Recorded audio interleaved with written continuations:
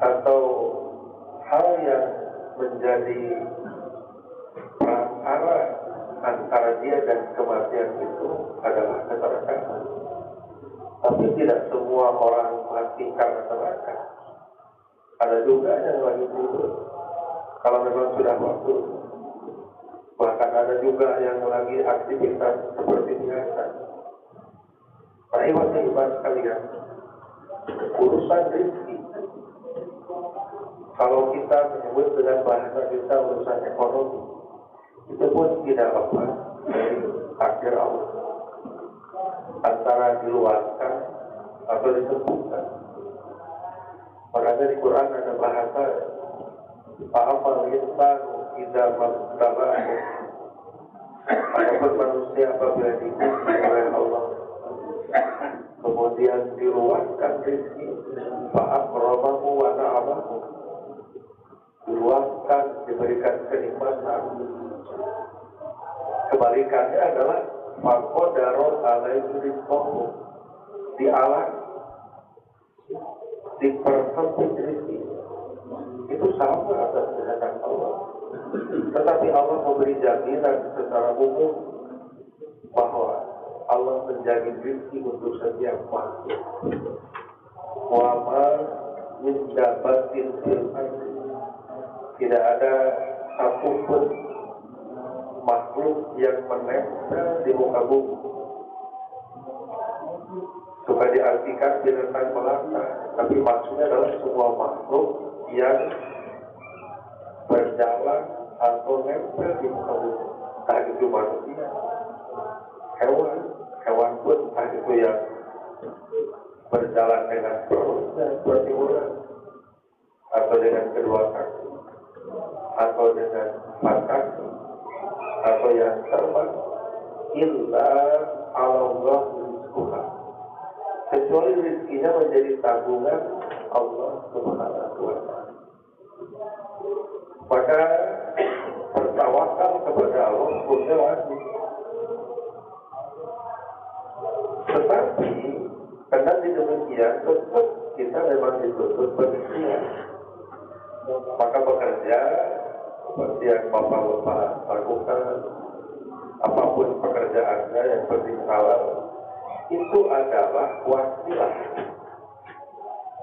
sarana atau cara menjemput takdir rezeki. Kenapa saya katakan takdir rezeki itu? Di dalam hadis Muslim, ketika proses penciptaan manusia akan disempurnakan di rahim ibunya, itu malaikat mengatakan kepada Allah, kaifa rizquha, ay rabbi kaifa rizquha, wahai Tuhanku bagaimana rezekinya? Kan katalah di orang kita tersebut jodoh pasti bangga silakan. Ternyata dari disebut jodoh, saya tidak bahasa hadis saya jodoh, tapi kaifa rizquha wa kaifa ajaluha, bagaimana takdir rezekinya, bagaimana takdir ajalnya, fayuk tahu, lalu ditetapkanlah oleh Allah. Jadi benar-benar miskin lain sebab hasil pegawaian itu, tapi memang takdir. Ayah itu Pak Ustaz dalam mana jadi gawe channel benar ayah, malah orang-orang kene budak kene kumaha menang warisan. Mungkin juga hibah, mungkin juga ilmu. Bagi Allah mudah untuk memperluas atau mempersempit. Nah, pada kesempatan ini ingin kami tekankan, mengingat kondisi situasi yang kita alami pada hari ini. Tanpa harus saya perjelas, minimal kita harga bensin gitu kaos saya. Tapi bagaimana dengan keadaan seperti itu? Nyata, biar hidup. Sekali lagi terlepas dari adanya kesalahan manusia, peran manusia atau tidak. Ia meren salah pemerintah, ia meren salah si anu ribut, si anu. Kesalahan bisa terjadi, tetapi semua tidak lepas dari keras. Pada proses mana negara demokrasi tapi tertib. Kenapa? Agama menekankan agar tetap taat kepada ulil amri. Atiullah wa atiur rasul wa ulil amri minkum. Taatlah kepada Allah, taatlah kepada Rasul dan kepada pemimpin di antara kalian. Ulil amri itu kalau di ayat An-Nisa ayat 59 itu pemimpin negara. Kalau di An-Nisa ayat 83 itu pemimpin agama atau ulama. Jadi ada dua bahasa ulil amri itu. Nah pada ayat 59 pemimpin negara. Ketaatan seperti apa? Ya, respek, rapi. Kalau mau protes silahkan. Kalau tidak mampu, bagaimana proses keimanan? Kumaha caranya? Lamun imam salah, makmum mengucapkan subhanallah. Pakai tadi di bahasa kehidupan berarti berproses, menyampaikan keberatan karena salah. Atau imam manda tuluy mohon diingatkan ku makmum benar-benar. Masa kuliah ayuhal kafirun seberes-beres binatang ku makmum. Kita artinya di kehidupan mah cair, cuma tetap ada di dalam koridor aturan.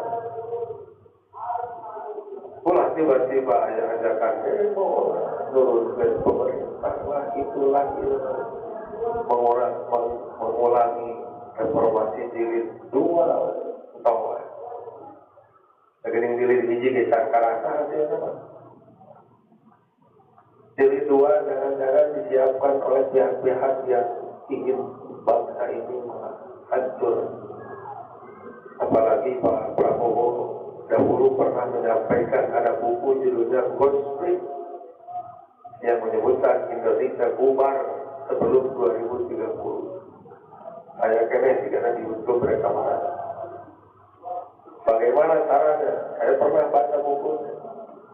Ternyata memang caranya adalah dibuat kekacauan ekonomi dan politik, nanti pihak asing akan ikut campur, dan itu sebetulnya tujuannya. Sehingga kemudian nanti akan membagi bangsa ini, membagi negara ini kekayaan alam. Menko Yusril sampai mengatakan kalau ada serangan ke Indonesia kita hanya bertahan 4 hari. Padahal kita 3 hari waktu hukum. Tapi dasar-dasar itu Saud Jenderal Gatot Indonesia itu punya 2 benteng dan kokoh. Nuka ini TNI, nuka 2 umat Islam. Maka dengan demikian, apapun yang terjadi, kita ikhtiar jalan, barang kapal jalan, ngadu-ngadu itu. Hati rumahnya progres baik, tapi sesuai koridor ternaun, sampai ke jam 5 sore, aksi. Beres jam 5 mempanggungkan, aturannya gitu. Kalau bayar jam 5 masih ayah kaum pada mati pada kita kali itu ayah dulu kan kok kira ayah sok nimbulkan korban. Maka kita kembali lagi ke orang kaum masyarakat biasa juga orang fokus karena kegiatan sehari-hari minangka ikhtiar sok ngadoa minangka ngejemput takdirna bagian Allah anu tentukan prinsipnya. Kuma Allah sarang dengan kuma. Kan Allah memahami kawan. Makanya kenapa ada program ketahanan pangan yang namanya isi ayat naon. Daripada ayat guru ramai sehingga negara bangsa kalau jadi jadi susah. Aturan-aturan orang-orang sehingga nyaman 2 orang murid kuring menuju di situ ayat itu aturan-aturan bangunan ekonomi tahu kalau mereka tahu itu kalau sebarang itu saya orang-orang medis tidak ada sudah dan dilakukan terus dengan perasaan. Maka penting memperhatikan firman Allah dan sabda Nabi. Kata Nabi man atau al-amir fakon atau an. Saya taat kepada pemimpin, dia sama dengan taat kepada Nabi. Siapa yang taat kepada Nabi maka sama dengan taat kepada Allah. Taat itu yang paling tidak memberikan loyalitas atau minimal paling tidak bahasa sederhananya atau pipiluan menaya itu dia. Fokus saya orang tugas dia kewajiban orang selebihnya orang doa ke Allah. Hadis sunnah merenangkan kapahanana. Hadis sunnah sing ketol ngadoa. Mudah-mudahan orang disuruh orang apa sejahtera. Terutama orang lebih kurang kadang nanti dibagi hati untuk Allah Subhanahu wa taala. Barakallah.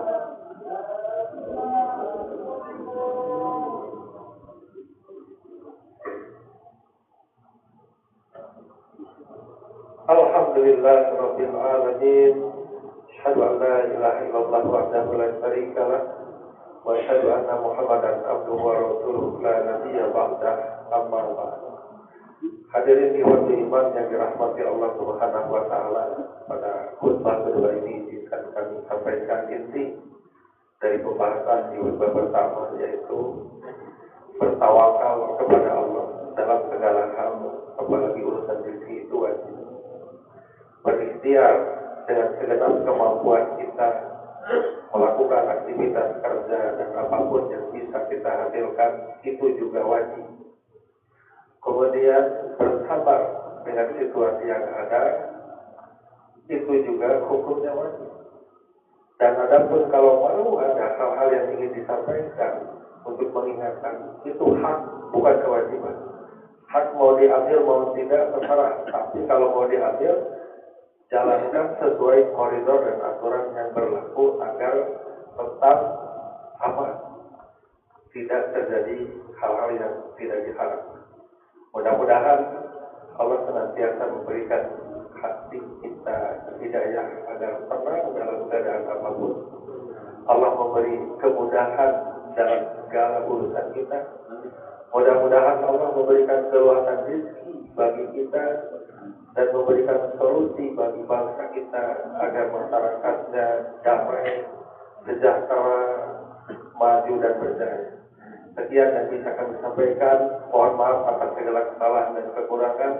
Aku qouli hadza wa astaghfirullah li wa lakum. Rabbana atina fid dunya hasanah wa fil akhirati hasanah wa qina adzabannar. Amin ya rabbal alamin. Walhamdulillahi rabbil alamin.